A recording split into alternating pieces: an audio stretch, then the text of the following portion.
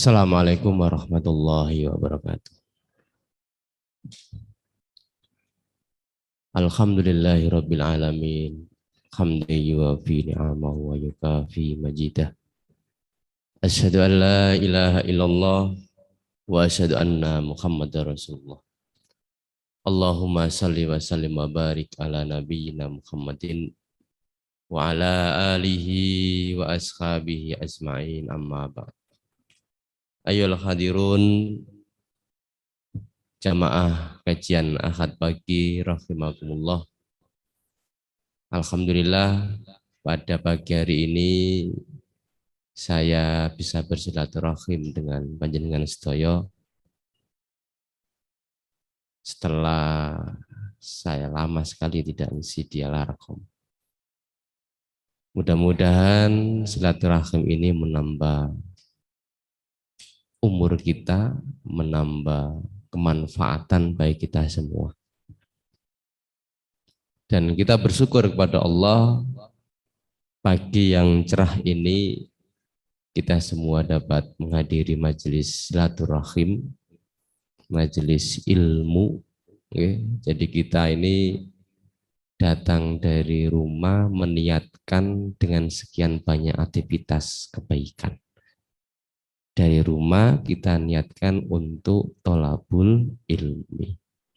Maka mudah-mudahan ini menjadi wasilah, sarana dimudahkannya jalan menuju surga. Man salaka thoriqan yaltamisu fi ilman sahalallahu thoriqan ilal jannah. Siapa yang suluk melakukan satu perjalanan dalam rangka mencari ilmu, sahalallahu thoriqan ilal jannah.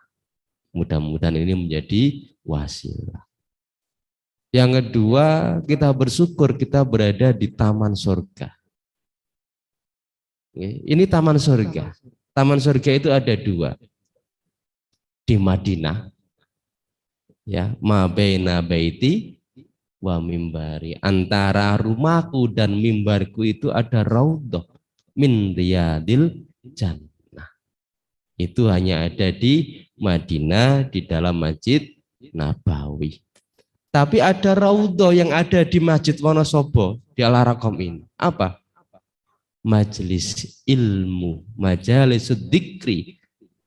Itulah raudhah. Dan kita berada di taman dari taman surga ini.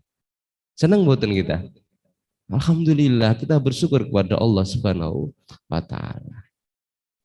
Kita juga meniatkan untuk silaturahim, ketemu dengan teman-teman saudara sekalian.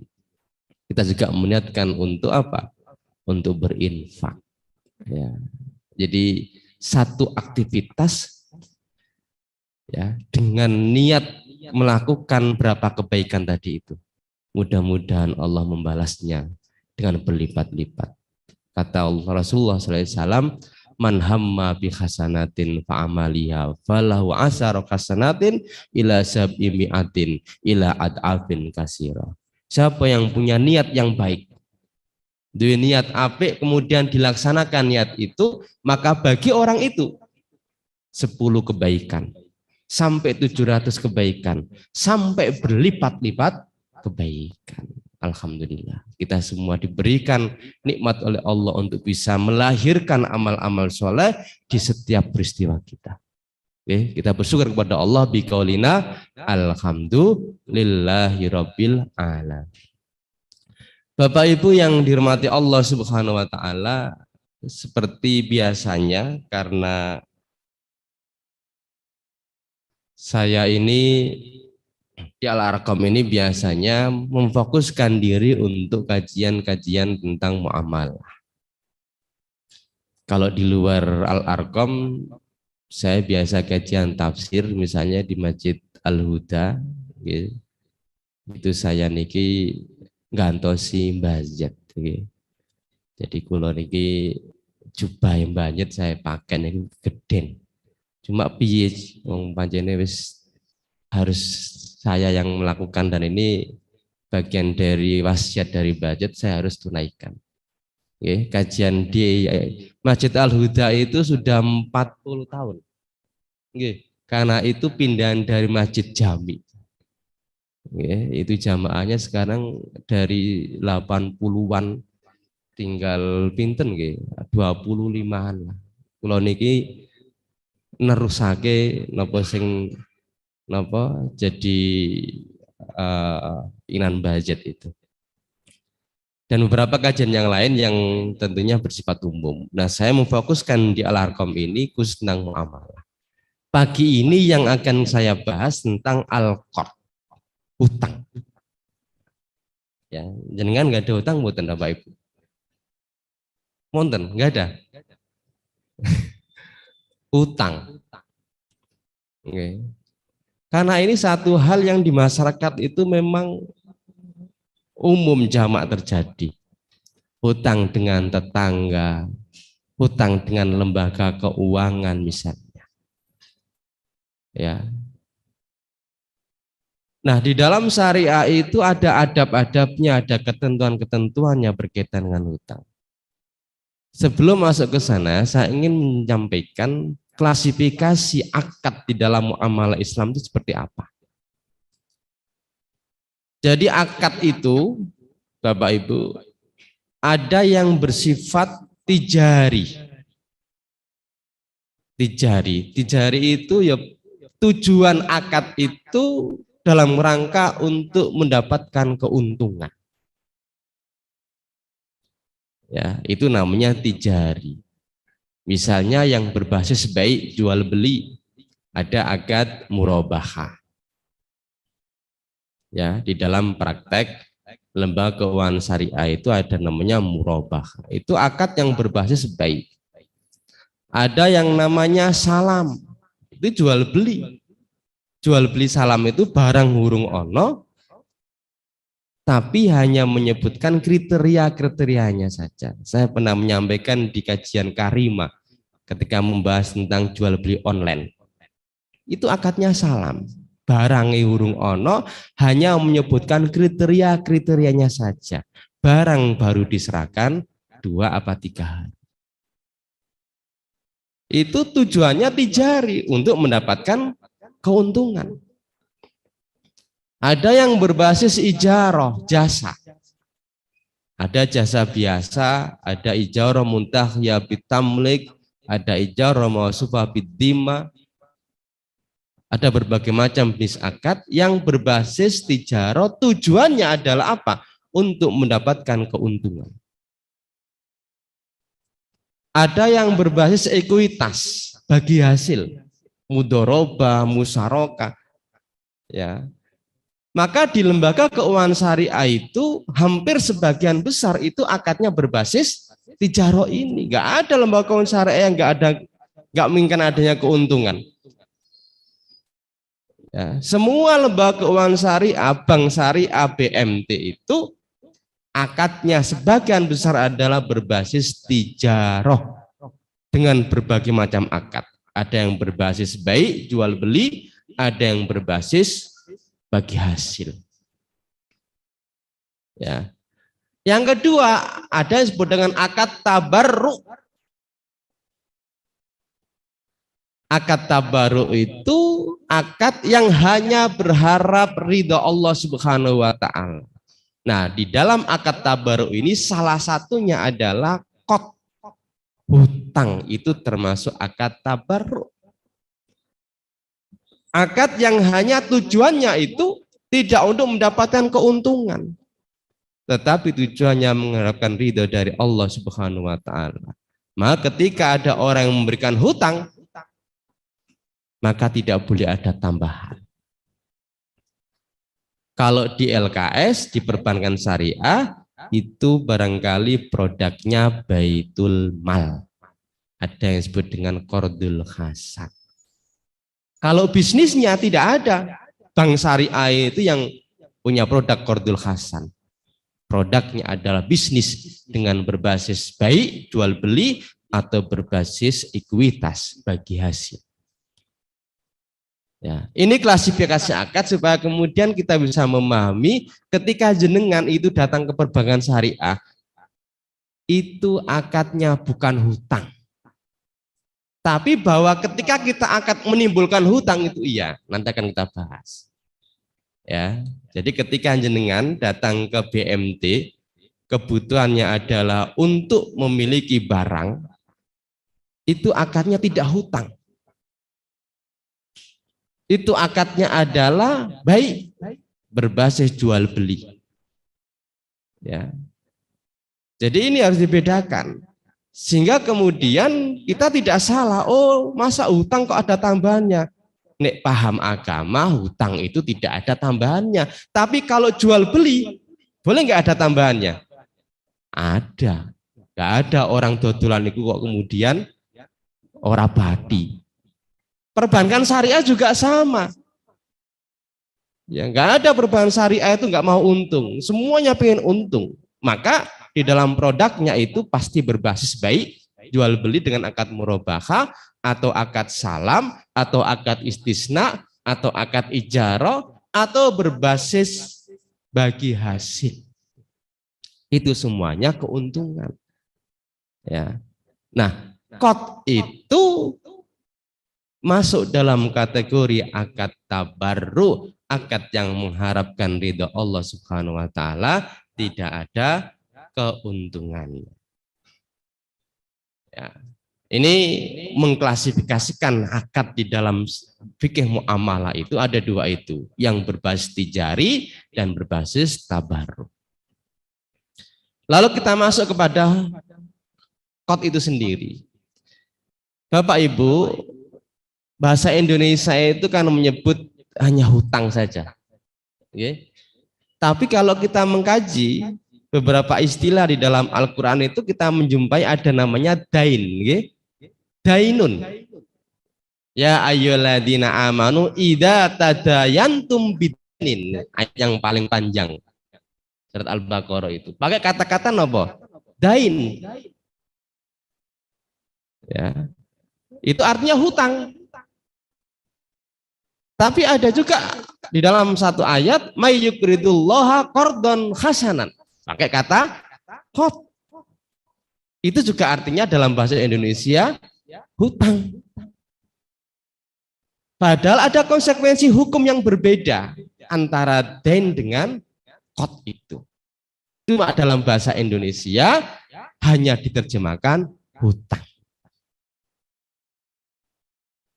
Maka ada seorang ulama bernama Ibnu Abidin, ya kelihatan. Apa beda dain dengan qad itu? Dain dengan qad, nek bahasa Indonesianya hanya menyebut hutang, tapi di dalam aspek hukumnya sebenarnya berbeda. Jadi kalau dain itu ma wajaba ad-dimmah. Ya, ma wajaba fid dimmati bi'aktin. Sesuatu kewajiban atau tanggungan bi'aktin karena sebab akad satu.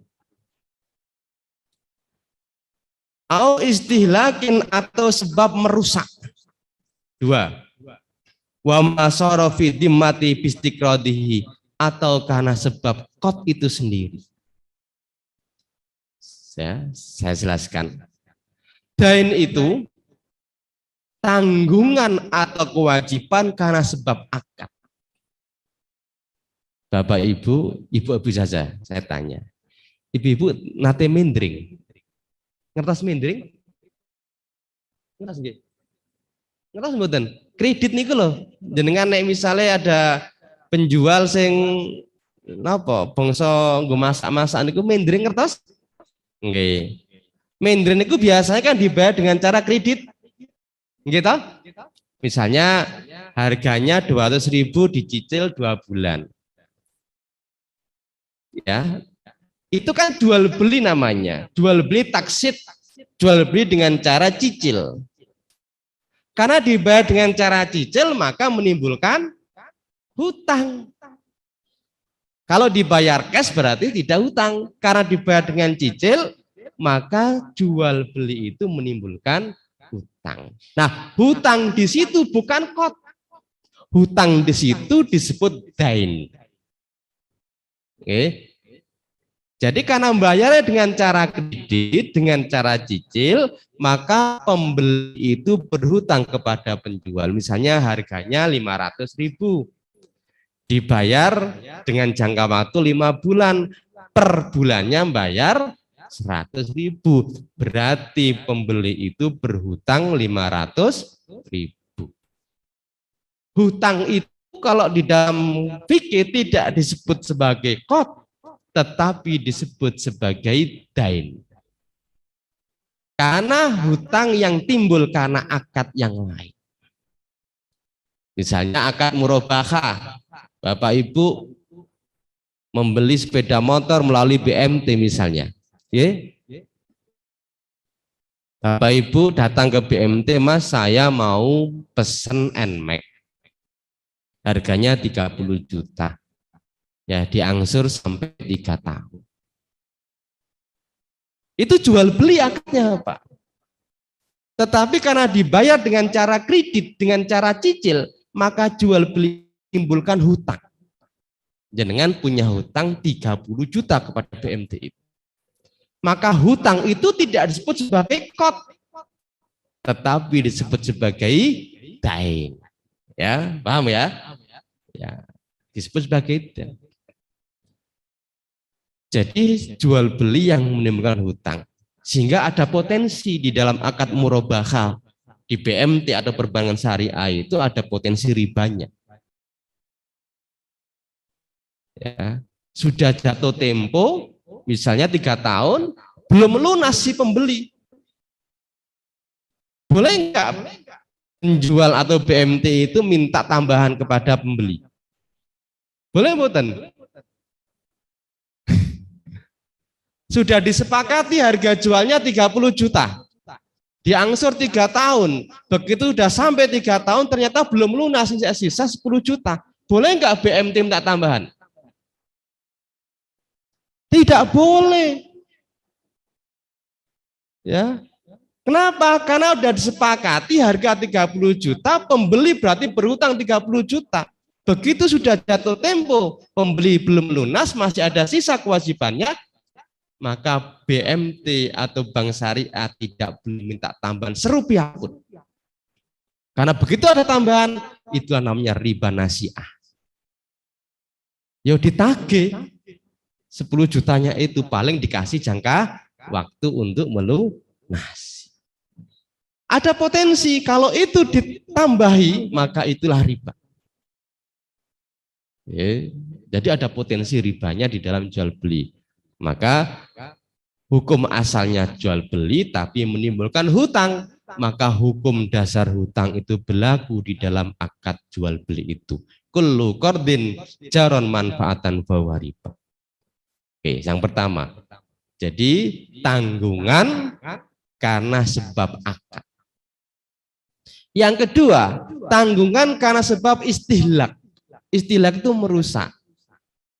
Misalnya nggih, Bapak Ibu jenengan punya putra main bal, ditendang biar kena koncoe tonggoi, berarti jenengan punya hutang untuk mengganti kaca tetangganya itu bukan disebut qard tapi disebut dain. Itu hutang kewajiban yang harus sampean bayar, minimal diperbaiki karena anak jenengan wis mecano koncoe tonggoi. Tanggungan itulah, kewajiban itulah disebut dengan dain, bukan disebut dengan qard. Atau tanggungan atau kewajiban karena sebab qard itu sendiri. Jadi jenengan datang kepada seorang, saya berhutang kepadamu misalnya 5 juta. Itu berarti karena sebab qard itu sendiri. Maka di situ dikatakan ad-dain itu lebih luas daripada qard. Cuma di bahasa Indonesia dain dan qard itu artinya hutang. Ada satu lagi, apa? Salaf. Jadi salafus salah itu bisa terdahulu, salaf itu bisa berarti hutang. Salaf. Jadi salaf itu artinya bisa terdahulu, Bapak. Ya, tetapi juga bisa berarti hutang, punya arti itu juga. Ya. Jadi ini beberapa istilah yang bisa Bapak Ibu pahami berkaitan. Kenapa? Karena itu punya konsekuensi yang berbeda-beda. Lalu apa pengertian qad itu sendiri? Qad itu adalah al-malul ladzi yutihil mukrid lil muqtaridi liyarudda mislahu ilahi inda qudrati alaihi. Jadi qad itu adalah harta yang diberikan kepada mukrid, kepada orang yang meminjami, ya, lil muqtaridi kepada orang yang pinjam, liyarudda mislahu supaya orang yang pinjam itu mengembalikan mislahu semisalnya, senilai inda qudratihi alaihi ketika dia mampu. Ya, itu qad, pemberian harta kepada, ya, dari orang yang memberikan pinjaman mukrid lil muqtarid kepada orang yang pinjam liyarudda supaya orang yang pinjam itu mengembalikan mislahu ilahi yang senilai. Jadi kalau ada orang pinjam 100.000 oleh balik ya 100.000, pinjame 1 juta oleh balik ya 1 juta, tidak boleh ada tambahan. Liyarudda mislahu ilahi supaya mengembalikan yang semisal atau senilai. Nanti muncul persoalan. Iya Pak, ini misalnya balik utang emas 5 gram wis 5 tahun yang lalu. Sementara harga emas sekarang itu tinggi. Nah, itu enggak bernilai. Ya kembalikan emasnya, ngutangnya emas. Persoalan harganya berapa itu urusan lain. Gitu? Ketika dulu beli emas 1 gram mong 200.000.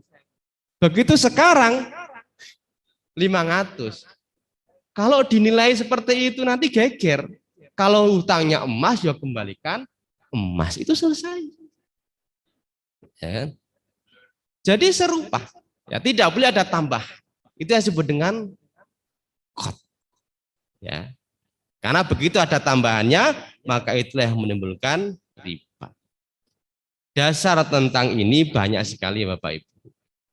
Ya, tadi sudah saya sebutkan mandalla diyukridullah qardan hasanan fayudha'ifahu lahu walau ajrun karim.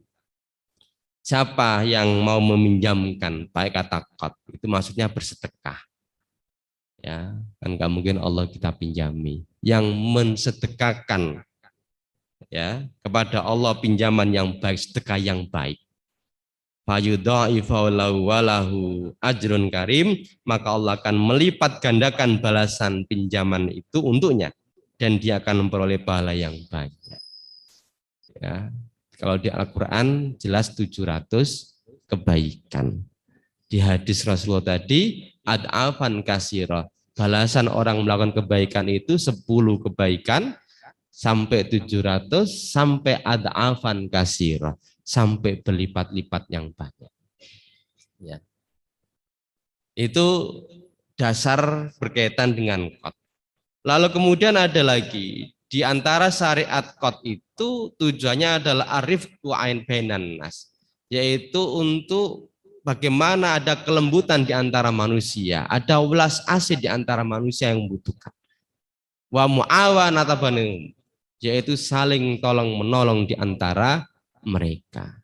Wa ta'awanu 'alal birri wat taqwa wa la ta'awanu 'alal ismi wal udwan. Ya. Termasuk ada lagi dasar hukumnya, mamin muslimin yukridu musliman qardon marrataini illa kana kasudaqatin marratan. Tidaklah seorang muslim yang meminjamkan muslim yang lainnya 2 kali, memberikan pinjaman 2 kali, illa kana kasudaqatin marratan, kecuali yang satunya dinilai sedekah. Maka muncul pertanyaan, lebih utama mana mengutangi sama sedekah itu?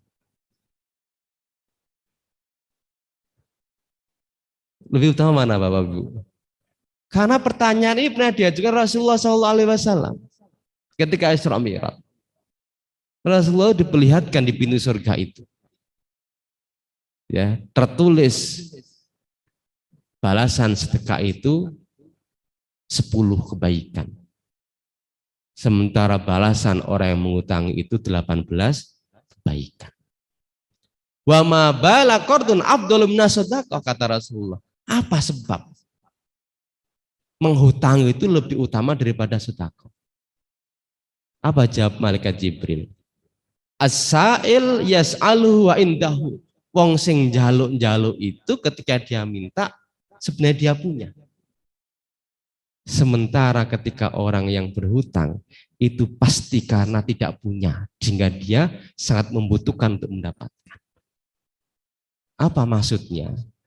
Memberikan sedekah itu bisa jadi ya, kalau tidak tepat sasaran, ini kan kaitan tepat sasaran itu ya. Orang yang meminta-minta itu sebenarnya punya. Ya.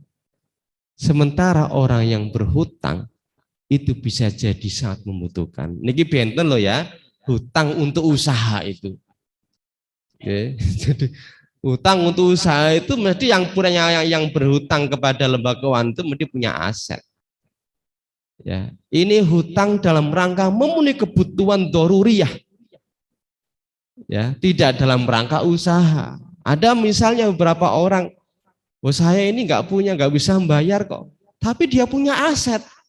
Ya dijual asetnya itu untuk membayar kewajibannya.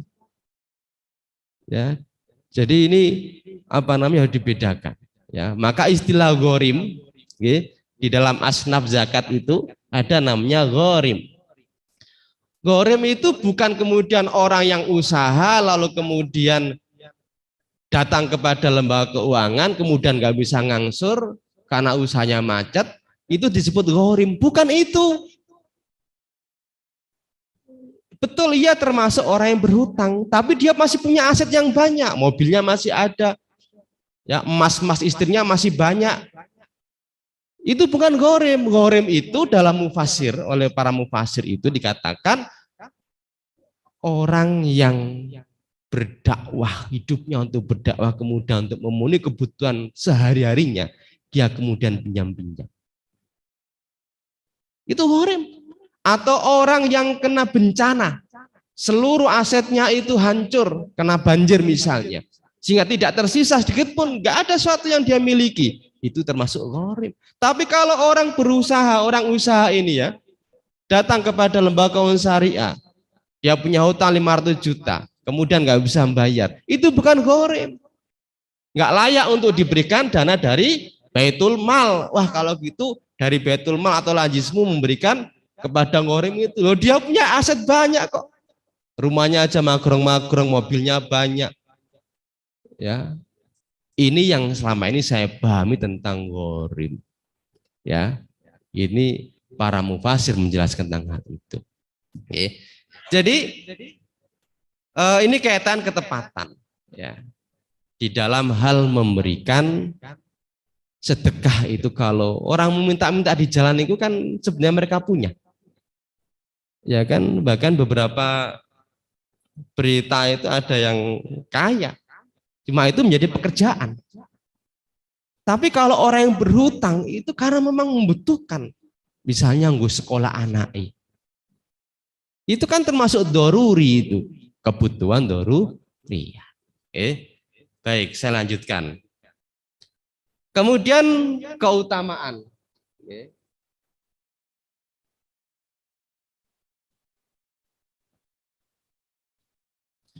Keutamaan orang yang berhutang itu, di dalam satu riwayat dikatakan man nafasa an muslimin kurbatan min qurabid dunya nafasallahu anhu kurbatan min qurabi yaumil qiyamah.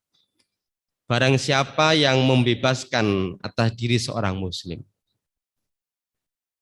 satu penderitaan dari penderitaan dunia, karena kebutuhannya orang yang mau berhutang itu, kesusahannya itu, lalu kemudian ada orang yang kemudian membebaskan, maka Allah akan mengangkatnya dari kesulitan pada hari kiamat nanti. Ya, ini tidak dalam rangka usaha, sekali lagi. Ya. Kemudian yang kedua, barang siapa yang memudahkan kesusahan yang ada pada seorang, maka Allah akan memudahkan urusannya di dunia dan akhirat. Man yassara ala mu'assirin yassarallahu alaihi fid dunya wal akhirah. Ya, menghutangi itu kan memudahkan urusan orang lain. Apalagi dalam rangka untuk perkara yang sifatnya daruriyah. Wallahu fi aunil abdi madamal abdu fi auni akhi. Allah akan menolong seorang hamba selagi hamba itu mau menolong saudara. Ya, ini diantara keutamaannya. Kemudian sekalipun hutang itu dalam konteks hukum itu dibolehkan. Orang yang berhutang itu boleh. Tapi memberikan hutang itu dianjurkan. Jadi kalau ada orang yang datang, ya mau hutang itu boleh, nggak hutang nggak apa-apa. Begitu ada orang yang datang, maka orang yang mukridnya, orang yang memberikan pinjaman itu mandub, sangat dianjurkan. Apalagi yang datang ini memang sangat membutuhkan. Sekalipun toh demikian, menghindari hutang itu juga satu hal yang baik. Kita ini seringkali berdoa, nggih. Apa doa kita? Ini dari Aisyah. Sesungguhnya Rasulullah SAW bersabda, ya, anna Rasulullah SAW kana yad'u fi sholati. Rasulullah itu berdoa di dalam sholatnya.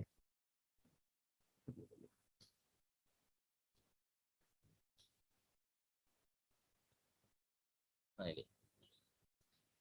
Jadi Rasulullah itu berdoa, Allahumma inni a'udzubika min adabil qabr. Berlindung dari siksa kubur. Wa a'udzubika min fitnatil masiihid dajjal.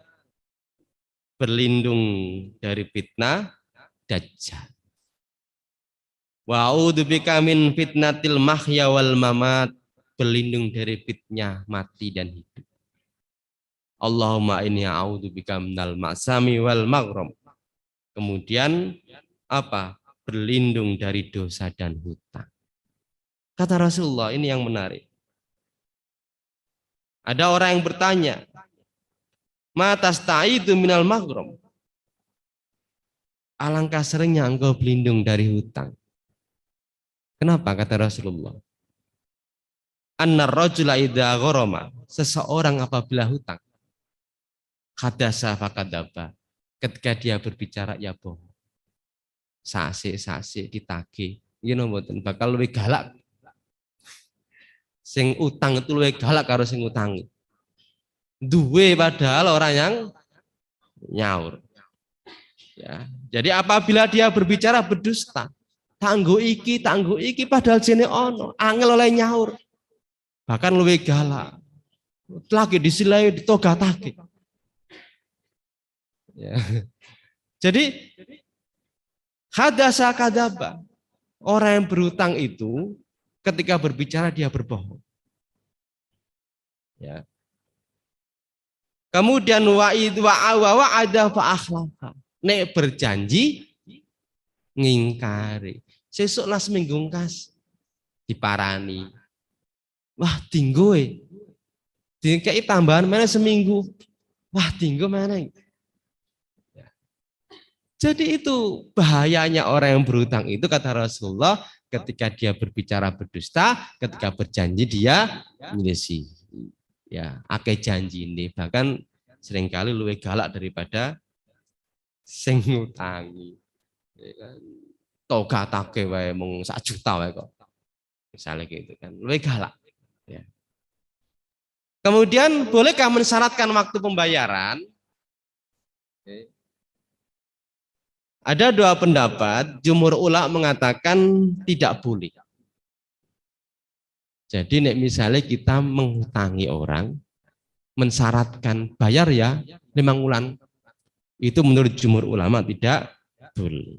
Sak duwene sing utang, yaitu repot kalau lembaga keuangan. Oke, itu repot bagi lembaga keuangan. Ada orang datang misalnya, ini akadnya akad ya, datang utangnya 10 juta tanpa diberikan batas waktu kapan mengembalikan, itu repot bagi lembaga keuangan. Karena lembaga keuangan syariah juga punya biaya untuk mengembalikan kepada deposito dana pihak ketiganya. Ya.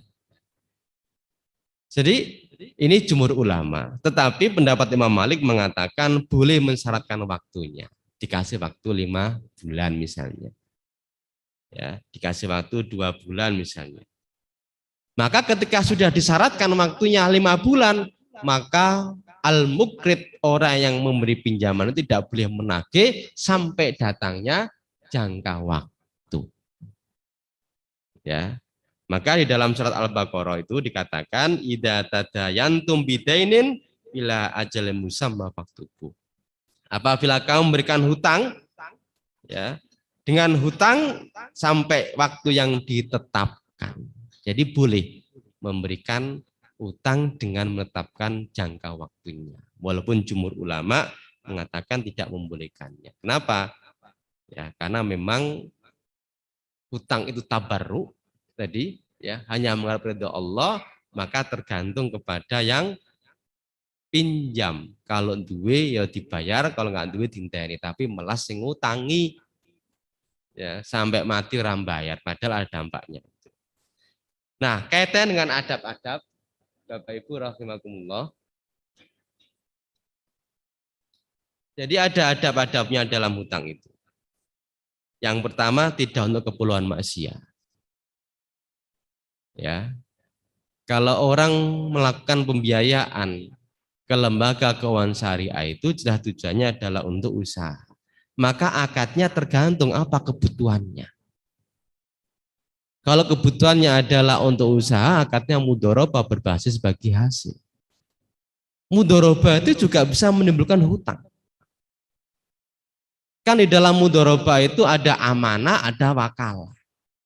Ketika si mudharib pengelola dana itu tidak amanah, wong nggo usaha kok nggo bojo lagi misalnya, atau nggo usaha kok nggo tuku mobil lagi, lalu kemudian usahanya nggak berjalan, nggak bisa ngangsur ke lembaga keuangan syariah, maka mudharabah itu menimbulkan hutang. Ya, bisa menimbulkan hutang. Ya, maka akad itu sebenarnya batal demi hukum, karena salah satu pihak itu melakukan prestasi. Dalam bahasa fatwa di SN, mudharib melakukan 3 hal. 1 ta'addi, 2 tafrid, 3 mukhalafatus surut. Ta'addi itu melakukan sesuatu yang tidak seharusnya, itu namanya melampaui batas. Atau tafrid, tidak melakukan sesuatu yang seharusnya dia lakukan. Misalnya penjual bakso, laris sedolane, sehari entek sampai 50 mangkok. Tapi sing tuku kanca-kancoe dhewe, akhir ora ono sing bayar, ngomong bangkrut. Itu namanya sembrono. Lalu nggak bisa ngangsur ke lembaga keuangan syariah atau ke BMT. Atau mukhalafatus surut, menyalahi syarat-syarat atau ketentuan-ketentuan yang disepakati. Ya. Jadi masing-masing kebutuhan anggota atau nasabah ketika datang ke lembaga keuangan syariah itu tergantung kebutuhannya apa. Lalu kemudian akadnya apa. Kalau kebutuhannya barang, maka dapatnya barang. Misalnya tadi saya contohkan, kebutuhannya NMAX. Maka nggak boleh BMT atau perbankan syariah itu memberikan uang cash, tapi harus memberikan barang yang dipesan oleh nasabah itu. Kalau memberikan uang cash, maka itu tak ubahnya dengan kod yang ada tambahannya. Kalau ada BMT yang demikian, jelas itu praktek riba itu. Ya, BMT atau perbankan syariah yang ketika transaksi murabahah memberikan uang cash kepada anggotanya, maka jelas itu sama dengan kod. Karena murabahah adalah jual beli, maka anggota atau nasabah harus dapat barang. Ya, titenannya begitu mudahnya. Ya. Tidak ada syarat lain kecuali waktu pelunasan. Tadi sudah saya sampaikan, boleh memberikan waktu. Tak kasih jangka waktu 5 bulan ya Mbak, Pak, untuk mengembalikan. Selama jangka waktu itu, al-mukrid, orang yang menghutangi tidak boleh nagih sampai jangka waktu yang disepakati. Ya. Kemudian menuliskan, dicatat, Bapak Ibu. Sekecil apapun hutang itu harus dicatat. Ini perintah Al-Quran. Ya ayyuhalladzina amanu idza tadayantum bidainin ila ajalim musamma faktubuh. Maka catat. Ya. Kenapa? Resikonya bagi orang yang menghutangi itu. Misalnya nggih, nek mboten dicatat walaupun hanya 5 juta misalnya. Ada orang datang, "Bu, pinjam duit 5 juta." Lalu kemudian mengomongan saja akadnya itu bil lisan. Sah. Nggak ada catatan apapun bagi para pihaknya. Ya, disepakati jangka waktunya 5 bulan mau dikembalikan, ditagih. Orang yang pinjam tadi ngomong, "Kapan aku ndek Sakit mboten ngelas niku. Ya. Maka orang yang menuduh bahwa dia berhutang harus menunjukkan bukti. Loh, nggak ada buktinya. Siapa yang dirugikan? Orang yang meminjam. Maka kata Al-Quran faktubu, karena potensi untuk tanazuknya itu besar. Itu mau 5 juta. Nek 100 juta, iso perang. Oke. Maka bentuk-bentuk akad itu ada namanya akad itu bentuknya bilisan, dengan lisan saja. Misalnya tadi kalau utangnya hanya bilisan, "Bu, Pak, saya pinjam 5 juta, dikasihkan balik noe 5 bulan." Itu bilisan. Ada bil isyarat, akad dengan isyarat, ini gowong bisu misalnya. Ada bil mu'attah dengan perbuatan, jenengan datang ke Suryamat, ya mau beli barang, kemudian ngambil, oh harganya 5.000, datang ke kasir, itu sah akadnya, namanya akad bil mu'attah. Cuma kadang yang tertulis di rak niku kalih sing ngene kasir ora podo. Gimana mboten? Padahal ketika orang ngambil, wah kok murah, tak jiko. Tapi begitu di kasir, harganya lebih. Nah, itu bisa termasuk unsur penipuan itu. Ya, tadlis namanya itu. Kenapa? Karena akad itu bil atau perbuatan, ketika dia mengambil barang, itu dia lihat harganya, oh 5.000. Tapi begitu sampai ke kasir, harganya 20.000. Maka harus dipastikan itu harga yang tertera dengan di kasir harus sama. Jadi apa namanya harus dicatat faktub. Kemudian yang keempat ada sigot akad itu bil kitabah, dengan ditulis. Itu perintah Al-Quran faktub. Kalau kita memberikan hutang piutang dengan jangka waktu setahun misalnya, catat 1 lembar. Lebih-lebih kemudian ono cape burung Garuda. Berarti dinotarilkan, itu sudah ada kekuatan hukum. Kalau tidak perlu notarial, cukup dengan 1 lembar kertas saja, ada saksi yang menunjukkan bahwa di antara para pihak itu terjadi utang piutang. Ya, ini bentuk-bentuk akad. Kemudian tidak ada perjanjian yang disyaratkan. Tidak boleh ada. Karena kalau utang piutang dipersyaratkan ada tambahan, maka itulah jatuh kepada riba. Contohnya gimana misalnya? Saya misalnya memberikan pinjaman kepada si A 5 juta. Saya mengatakan nanti kalau mengembalikan tambahi ya 5.200.000. Maka itu termasuk riba. Itu yang mensyaratkan al-muqridnya, orang yang memberikan pinjaman. Yang kedua, yang mensyaratkan muktaridnya, wong sing pinjam. Pak, nanti nek ngembalikan tak tambahi. Itu termasuk riba. Jadi sing ngomong itu orang yang pinjam. Sing ketiga, orang yang minjami dan yang pinjam orang mensyaratkan nilainya berapa. Mung saya sebagai orang menjami ngomong kayak biasa nih wae lah. Nah, biasane nek wong ngutang iku mesti ana tambahane. Itu juga termasuk riba. Jadi tidak boleh ada syarat apapun tambah. Lalu kemudian muncul pertanyaan, tapi bolehkah orang yang minjam itu memberikan tambahan tanpa dipersyaratkan sedikit pun? Jawabannya boleh. Itu yang pernah dilakukan oleh Rasulullah.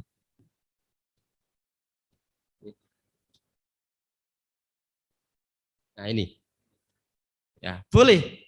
Ada satu riwayat. Ini dari Ahmad dan Muslim di dalam sahabat Ashabus Sunan. Dari Abi Rafi qala astalafa. Istalafa. Ini tadi dikatakan ya. Ada salaf itu juga hutang. Qad itu juga artinya hutang. Ini dalam bahasa Indonesia. Ya. Istalafa Rasulullah sallallahu alaihi wasallam min rajulin bakran. Nabi itu pernah pinjam onta kepada seorang. Onta masih muda. Bakran itu. Faja'athu ibilu sodaka. Lalu kemudian didatangkan kepada Rasulullah itu onta-onta hasil zakat.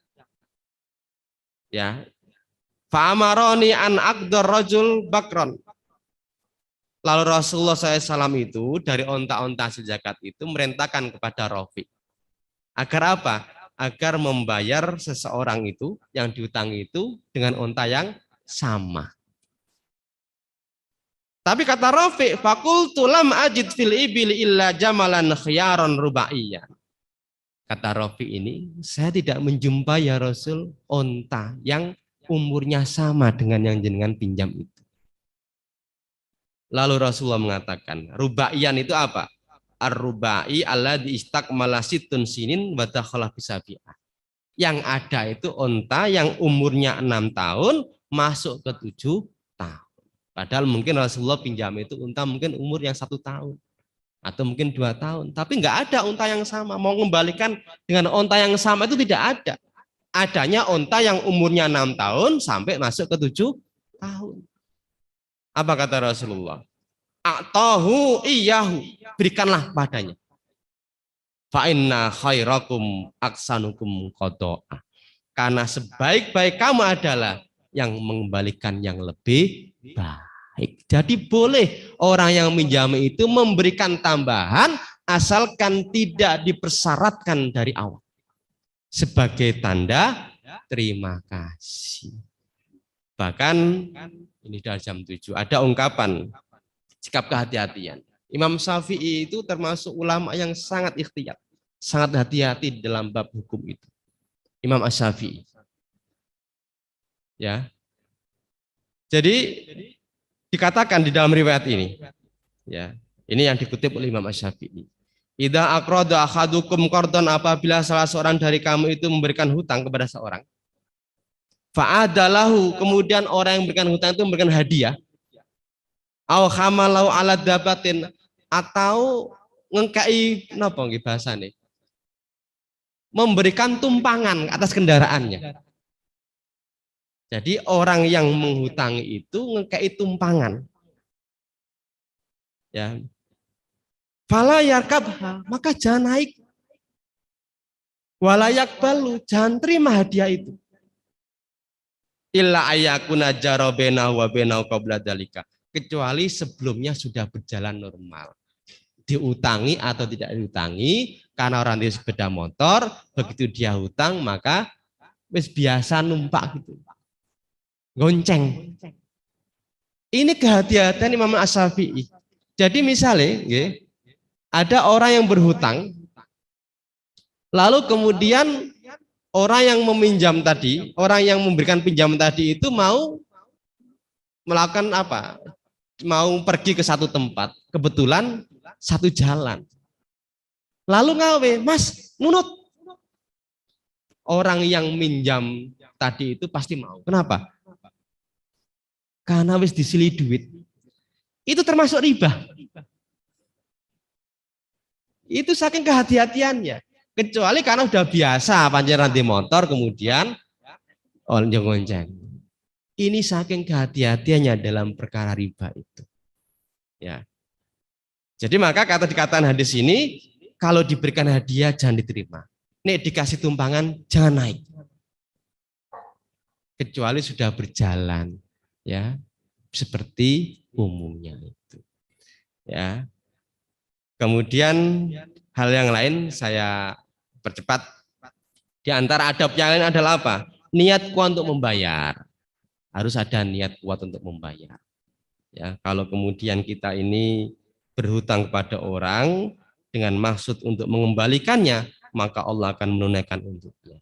Tapi kalau dengan maksud niat ngemplang, ya, Ragilem bayar, maka Allah akan memusnahkan harta itu. Ya, ada di situ. Ya, mana akhadha amwalan nas yuridu ada'aha ada Allah. Siapa yang mengambil pinjaman harta dan berkeinginan untuk membayar, maka Allah akan menunaikannya. Dibantu oleh Allah. Tapi kalau waman akhadha yuridu itlafaha atlafahullah. Siapa yang pinjam dengan niat ngemplang, maka Allah akan memusnahkan harta. Jadi niat kuat membayar. Yang selanjutnya segera membayar. Karena hutang itu berkaitan dengan haku adami. Rasulullah SAW itu tidak mau mensolati seorang yang meninggal karena punya hutang. Walaupun dia seorang syahid. Lalu ada seorang sahabat yang bernama Abu Qatadah. Saya ya Rasulullah yang menjadi kafil. Saya yang menjamin hutang si fulan ini. Ini syahid loh orang ini. Tapi dia masih punya hutang. Rasul tidak mau mensolati, tetapi memerintahkan kepada sahabatnya, Sallu ala sahibukum. Silakan solati sahabatmu itu. Tapi Rasul nggak mau. Begitu ada seorang sahabat yang bernama Abu Qatadah mengatakan, Anaka billah, saya yang menjamin hutangnya ya Rasulullah. Berarti hutangnya pindah kepada Abu Qatadah. Baru Rasulullah SAW mau mensolati sahabat ini. Jadi Bapak Ibu, karena haku adami harus ditunaikan di dunia. Kalau tidak, di akhirat tetap ditagih. Tidak kemudian hilang dengan meninggalnya orang itu. Tetap masih punya hak karena berkaitan dengan haku adami. Kemudian memberikan tenggang waktu. Jadi orang yang minjam itu karena kesulitan untuk mengembalikan, maka orang yang memberi pinjaman itu memberikan tenggang waktu. Wa in kana du usratin fanadiratun ila maisarah wa antasaddaqu khairul lakum in kuntum ta'lamun.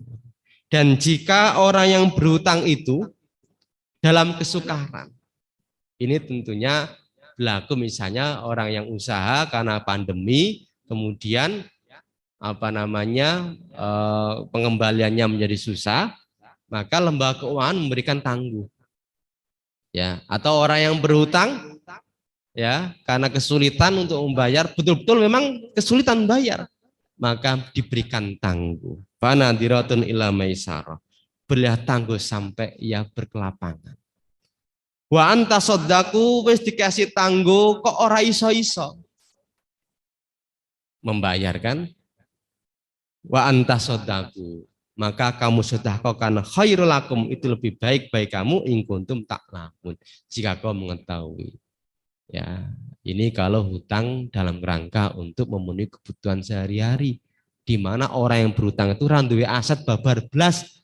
Tapi kalau orang yang usaha, ya dia masih punya aset, maka dia masih tetap punya kewajiban untuk mengembalikan hutangnya itu. Ya. Kemudian yang terakhir, menunda-nunda hutang itu termasuk kezaliman. Madlul ghani dulmun. Menunda membayar hutang padahal dia mampu, maka itu termasuk kezaliman. Maka ada riwayat layil wajidi, nunda-nunda hutang itu. Mampu tapi nunda-nunda hutang, yukhillu irduhu. Halal kehormatannya itu diabur-abur. Si A itu diutang orang dibayar-bayar, padahal duwe masih bojone akeh, mobilnya yo akeh. Boleh. Wa iqobatuhu. Wah ini iqobatuhu itu ada banyak penjelasan. Dihukum. Siapa yang menghukum? Hakim. Tidak kemudian didatangi debt collector ya. Jadi datang debt collector kemudian dipukuli, tidak boleh. Iqobatuhu itu yang menghukum itu adalah hakim, berarti diproses di peradilan.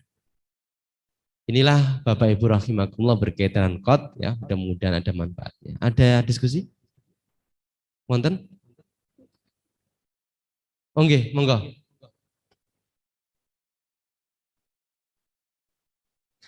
Waalaikumsalam.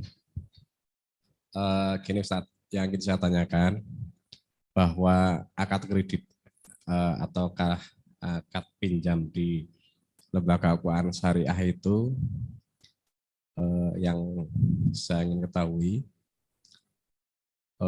kondisi lapangan itu sampai terjadi lelang jaminan.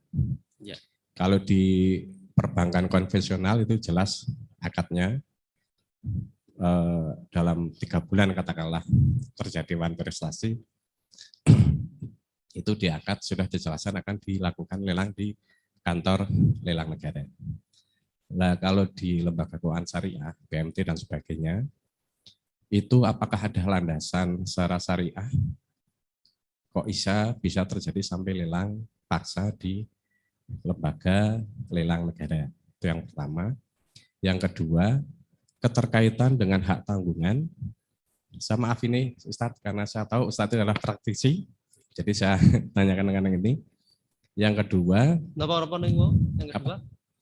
yang kedua ini saya mau tanyakan,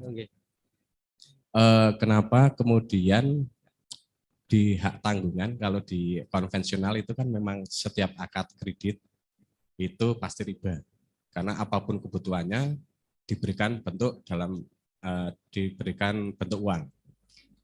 Jaminan diikat dengan hak tanggungan. Kalau di lembaga keuangan syariah, apakah juga seperti itu? Sehingga kalau terjadi persoalan, hak tanggungan itulah yang dijadikan alat untuk mengeksekusi jaminannya. Sementara tadi disampaikan oleh Ustadz, peradilanlah yang memutuskan tentang itu. Sementara lembaga keuangan syariah harusnya juga, menurut pendapat saya, acuannya juga harus di peradilan syariah. Biar selaras kayak seperti itu. Yang satu selama ini kan pengadilan juga di pengadilan umum, langsung dieksekusi juga di kantor lelang negara. Ini Ustadz yang ingin saya tanyakan kondisi di lapangan yang terjadi seperti itu. Terima kasih Ustadz. Assalamualaikum. Ini kaitan dengan jaminan. Kaitan dengan jaminan. Apakah diperbolehkan di lembaga keuangan syariah itu ada jaminannya? Di dalam satu hadis, ya, Rasulullah itu pernah membeli istaro nabiyyu ta'aman min Yahudi ila ajalin farohanu dir'an min khadib. Nabi itu pernah membeli barang atau makanan dari orang Yahudi dengan jangka waktu ila ajalin. Ila ajalin itu maksudnya bayari tempo. Farohanu dir'an min khadib. Lalu Nabi menggadaikan, menjaminkan baju besinya kepada orang Yahudi. Di dalam riwayat itu baju besinya dieksekusi, Bapak.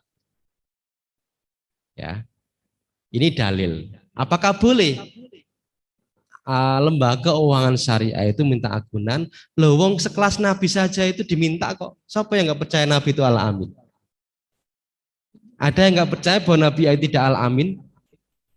Orang sekelas Michael Hart saja itu menempatkan Rasulullah di nomor yang pertama. Orang-orang terpengaruh di dunia itu. Itu saja diminta oleh orang Yahudi, bahkan Nabi itu mengagunkan, menjaminkan baju besinya. Kenapa? Karena Nabi berhutang, beli makanan, bayarnya tempo, berarti Nabi berhutang. Nabi mengagunkan farohanu dir'an min khadib. Nabi mengagunkan, merahankan. Rahan itu kan gadin kan mengagunkan barangnya, ya, baju besinya itu kepada orang Yahudi. Dan itu dieksekusi, Bapak Ibu. Ya, dieksekusi itu karena ada banyak hal. Ya, itu upokoroi wong Yahudi saja itu. Ya, jadi upokornya orang Yahudi itu kemudian dieksekusi. Sudah biarkan saja diambil. Ya, jadi intinya diperbolehkan lembaga keuangan syariah itu mengambil agunan. Satu contoh misalnya, ada pembiayaan dengan akad mudharabah, nilainya 100 juta. Kira-kira, ya, wong sekelas Nabi saja itu kan, apalagi orang biasa. Maka di dalam fatwa itu, di antara tujuan agunan itu adalah untuk mengikat trust, kepercayaan. Jadi kalau mudharib itu betul-betul mengalami satu kerugian yang disebabkan bukan karena ta'adi, bukan karena tafrid, bukan karena mukhalafatus surut, Ya, sebab yang normal namanya orang usaha itu kan kemungkinan untung, rugi, impas, bahkan loss nek kebakaran. Walaupun agunannya sudah diletakkan di lembaga keuangan syariah, maka tidak boleh dieksekusi agunan itu. Gitu Bapak nggih. Kenapa? Karena kerugiannya itu bukan disebabkan karena tadi, tapi karena sunatullah. Ya, walaupun sudah diserahkan agunannya, karena usahanya gagalnya itu karena tadi itu 3, taat di tabrid mukhalatus surut, maka agunan tidak boleh dieksekusi. Yang terakhir, betul di dalam proses eksekusi itu biasanya dalam bahasa akad itu dengan musyawarah terlebih dahulu. Ya, mana yang lebih cepat menjual. Yang kedua dengan cara lelang. Yang ketiga biasanya dengan peradilan, peradilan agama.